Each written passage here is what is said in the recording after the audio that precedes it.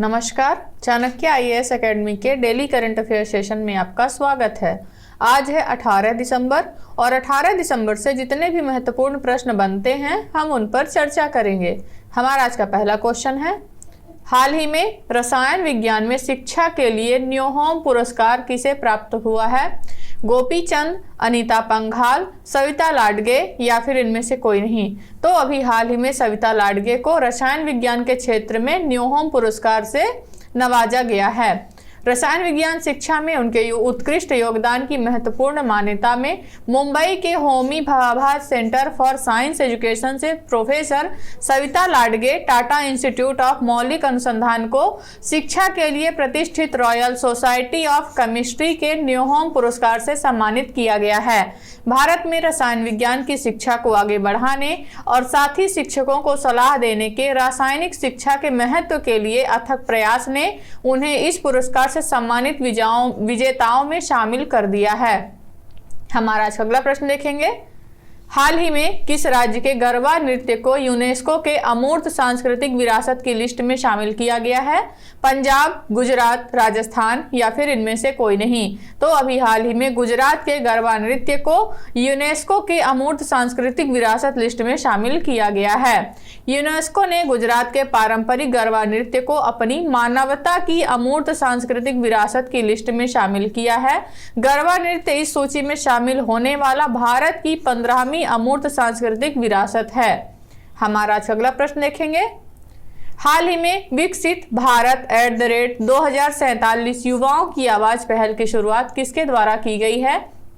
नरेंद्र मोदी, अमित शाह, भूपेंद्र बघेल या फिर इनमें से कोई नहीं? तो अभी हाल ही में प्रधानमंत्री नरेंद्र मोदी द्वारा विकसित भारत @2047 युवाओं की आवाज पहल की शुरुआत की गई है।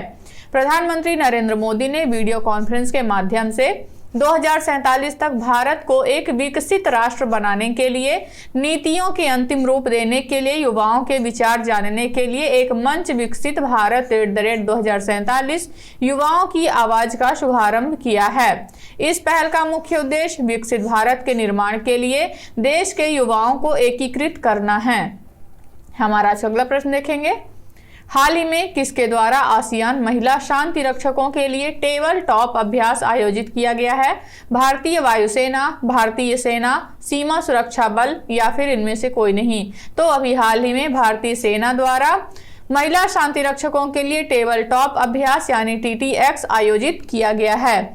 आसियान महिला शांति रक्षकों के लिए भारतीय सेना द्वारा टेबल टॉप अभ्यास आयोजित किया गया लैंगिक समावेशिता को प्रोत्साहन देने और शांति अभियानों में महिला सैन्य कर्मियों की क्षमताओं में वृद्धि करने के लिए भारतीय सेना ने एक ऐतिहासिक पहल की है। भारतीय सेना ने नई दिल्ली के मानेकशा सेंटर में 4 से 8 दिसंबर 2023 तक दक्षिण पूर्वी एशियाई देशों के संगठन यानी आसियान की महिला अधिकारियों के लिए एक टेबल टॉप एक्सरसाइज का आयोजन किया है। हमारा अगला प्रश्न देखेंगे, हाल ही में किस भारतीय अभिनेता को इटली के सर्वोच्च सम्मान द ऑर्डर ऑफ मेरिट से सम्मानित किया गया है? अमिताभ बच्चन, अनुपम खेर, कबीर बेदी या फिर सिद्धार्थ शेखर? तो अभी हाल ही में कबीर बेदी को इटली के सर्वोच्च सम्मान द ऑर्डर ऑफ मेरिट से सम्मानित किया गया है। भारतीय अभिनेता कबीर बेदी को इटली के सर्वोच्च सम्मान द ऑर्डर ऑफ मेरिट से सम्मानित किया गया है। यह सम्मान मुंबई के गेटवे ऑफ इंडियन में आयोजित हुए इस अवार्ड सेरेमनी में कबीर बेदी को दिया गया है। इटालियन गणराज्य के ऑर्डर ऑफ मेरिट से सम्मानित किया जाना विशिष्टता और प्रतिष्ठा का प्रतीक है। यह प्राप्तकर्ता की अपने संबंधित क्षेत्रों में उत्कृष्टता और सेवा के प्रति प्रतिबद्धता को दर्शाता है। हमारा अगला प्रश्न देखेंगे, हाल ही में जयपुर वैक्स म्यूजियम में किसकी प्रतिमा का अनावरण किया गया है? डॉक्टर BR अम्बेडकर, अटल बिहारी वाजपेयी, पंडित जवाहरलाल नेहरू या फिर महात्मा गांधी? तो अभी हाल ही में डॉक्टर भीमराव अंबेडकर की वैक्स प्रतिमा का अनावरण जयपुर वैक्स म्यूजियम में किया गया है। भारतीय संविधान के मुख्य वास्तुकार डॉक्टर BR अम्बेडकर की प्रतिमा का अनावरण जयपुर वैक्स म्यूजियम में किया गया। वैक्स की इस मूर्ति की ऊंचाई 5 फीट 11 इंच और भार 38 किलोग्राम है। इस म्यूजियम की स्थापना 2016 में राजस्थान सरकार के पुरातत्व और संग्रहालय विभाग के सहयोग से की गई थी। हमारा अगला प्रश्न देखेंगे, हाल ही में वैश्विक जलवायु वार्ता COP28 के दौरान जारी रिपोर्ट के अनुसार जलवायु परिवर्तन सूचकांक में भारत किस स्थान पर है? 5वें, 7वें, 8वें या फिर 9वें? तो COP28 के दौरान जारी रिपोर्ट के अनुसार भारत जलवायु परिवर्तन सूचकांक में 7वें स्थान पर है। वैश्विक जलवायु वार्ता COP28 के दौरान जारी रिपोर्ट के अनुसार जलवायु परिवर्तन सूचकांक में भारत 7वें स्थान पर है। ग्लोबल क्लाइमेट कॉन्फ्रेंस में जारी रिपोर्ट के मुताबिक भारत लगातार 5 साल से टॉप 10 देशों में बना हुआ है। इस सूचकांक में चीन 51वें और अमेरिका 57वें स्थान पर है। हमारा अगला प्रश्न देखेंगे। हाल ही में व्यास सम्मान 2023 के लिए किसे चुना गया है? कुसुमलता चौधरी, रीता वर्मा, पुष्पा भारती या फिर सुरेखा गोस्वामी? तो अभी हाल ही में पुष्पा भारती को व्यास सम्मान 2023 के लिए नामित किया गया है।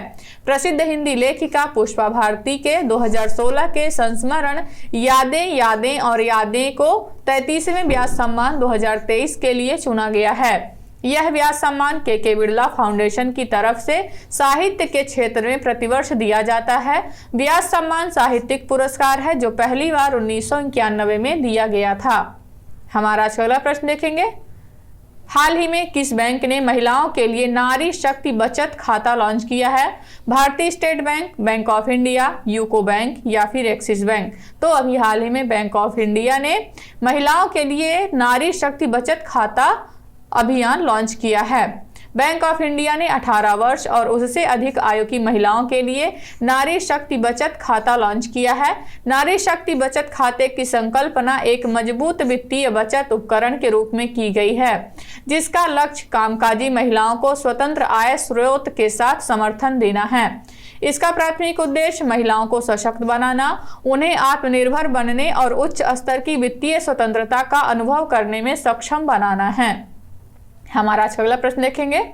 भारत और किस देश के मध्य संयुक्त सैन्य अभ्यास विनबैक्स 2023 का आयोजन किया जा रहा है? वियतनाम, जापान, सिंगापुर या फिर कतर? तो अभी हाल ही में विनबैक्स 2023 का आयोजन भारत और वियतनाम के मध्य शुरू किया गया है। भारत और वियतनाम के मध्य संयुक्त सैन्य अभ्यास विनबैक्स 2023 का आयोजन किया जा रहा है।